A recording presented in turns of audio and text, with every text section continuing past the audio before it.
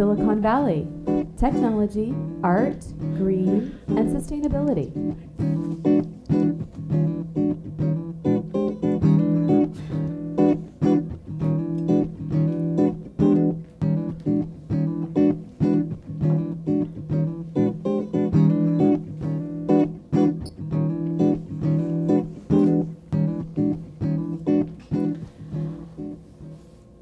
Welcome to another episode of Silicon Valley Tech, Art, Green, and Sustainability.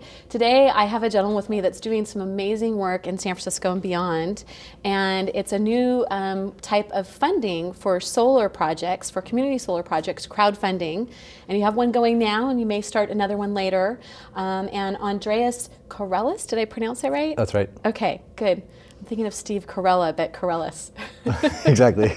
Similar sounding. Yeah. So thank you so much. A mutual friend actually introduced us on Facebook, and actually Ryan helped us out when we first started doing this. He came down and helped with the stage and and stuff 4 years ago almost. Oh, fantastic. And I was doing a little research last night and the night before on the different types of solar community crowdfunding. It's just very interesting. But before we get into that, can you do a little self-introduction to the audience about yourself, your Absolutely. background, and whatever you want to share? Sure, yeah.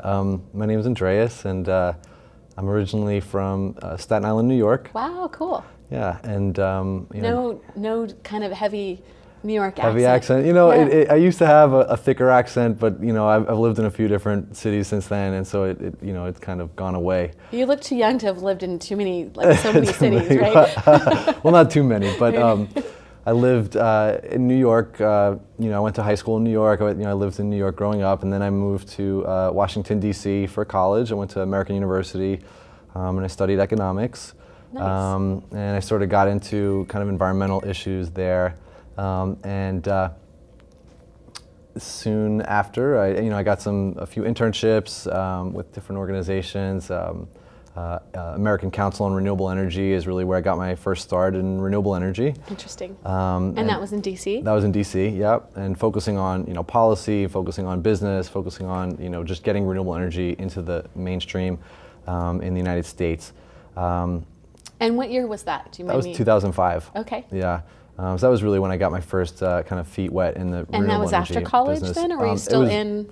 Right after college, yeah. I had done my senior thesis on solar energy in the United States, and then after I graduated, I got an internship with ACOR, and I worked there for a while. What's ACOR? ACOR is American Council on Renewable Energy. It's got just it. the Okay, acronym. ACOR. Yeah.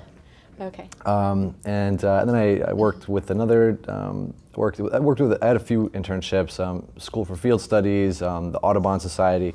And then I went back to American for a master's degree for a graduate program there in natural resources and sustainable development. And that was, it's actually a dual degree program. So it was at American University and also in University for Peace in San Jose, Costa Rica, not San Jose, California, where we currently are.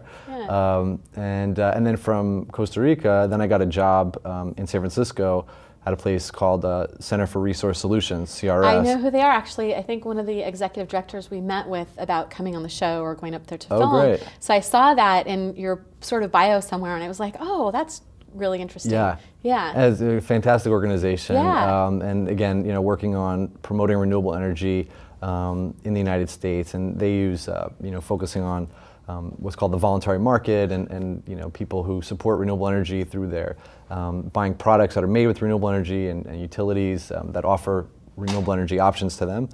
So I worked there for a few years, and then left CRS to start Re-Volv.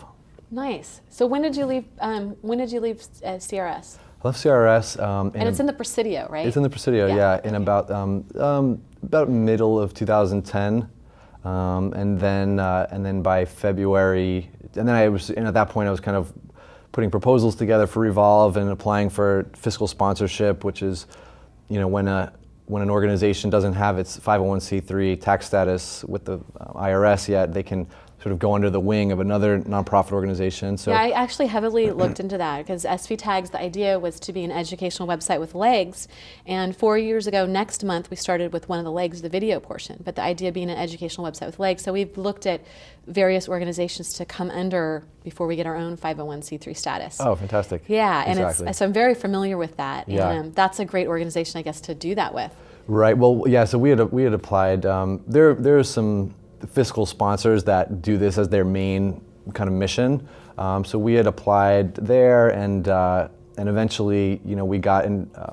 We started partnering with another group called Blue Energy, which is an organization that I volunteered with, and they bring sustainable energy and other sustainable technologies to Nicaragua, to a coastal community in the Atlantic coast of Nicaragua. So we ended up being fiscally sponsored by them, by Blue Energy, and in February 2011 we incorporated as a nonprofit organization. So how did you come up with the idea of Re-Volv and what you're doing? And tell us what it is. Sure, okay, great. So Re-Volv is a nonprofit organization, and what we do is we raise money through crowdfunding, which essentially means grassroots fundraising, right? And it's online, and it's people can donate in lots of ways, but the idea is getting lots of people to chip in a little bit, whatever that is, and we pool that money together into what we're calling the Solar Seed Fund.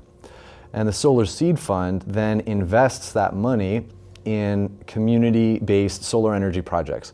So we'll go to... so you're trying to crowdfund to raise money for solar projects. Right. And instead of, it being a government subsidized, which I'm not sure if you're going that way, but you can tell us in a minute, it's people just saying, here's this, and they put it into that crowdfund. And we have a slide later with showing different sites that are crowdfund sites.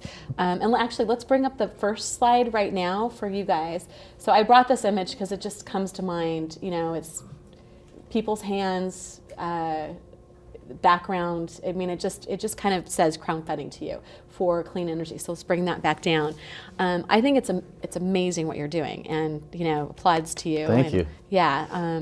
So you came up with this idea. Did you come up with it alone, or were you in a Presidio sustainability MBA program, or how did you? No, it was just. Well, I guess let me just back up and explain exactly how it works a little bit more, just because I just want to get that all out there. So we invest in a community solar energy project, like a nonprofit organization, like a school or a church or some library. Well, library is typically public libraries, so Right. government. So we're not working with government institutions yet, but we're focusing primarily on nonprofit organizations that serve a role in their community, like a school or a church or health clinic, something to that degree. Can you tell us which ones that you're working with, or no? Not yet, because you have to we kill us? haven't.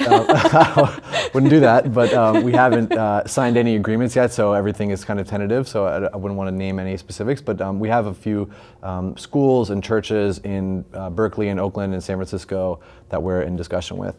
And so what happens is we pay for the money, we pay for the solar installation to be installed, and then the community center that we're working with leases the equipment from us. Okay. For a 20-year lease. And as they do that, as those lease payments come back to the Solar Seed Fund, with interest that we've earned through that investment, we reinvest that in the following project and the following project. So each project is actually funding The next one, but actually the next few. So it becomes this kind of snowballing effect where one installation will eventually produce, through the revenues of that one installation, about 3, sometimes 4 more installations over that 20-year period. So the idea is, let's get people to chip in a little bit, and we can use that money and multiply it through this solar lease program. So the solarseedfunding.org, is that website going away, you said, or is that? Solarseedfund.org. It's not going away, but our main website is revolv.org. It's re-volv.org. So is the other something you're part of then? The Solar Seed Fund? So the Solar Seed Fund is the name of the revolving fund. So this concept is so it's the project. It's a name. revolving fund. It's a project name, and so we have both websites. Awesome. Okay. So how hard is it to get a project like this funded then? I mean, I know right now, and I don't know if you want to talk about this at this point that you do have a crowdfunding site up, and it's gotten funded. and how a lot of times how crowdfunding will work is you have a goal. If you don't meet that goal, you don't get anything. You get zero. Yeah. So, and Yeah. of course, we don't want to say exact dollars, but you've exceeded that. Right. And yeah.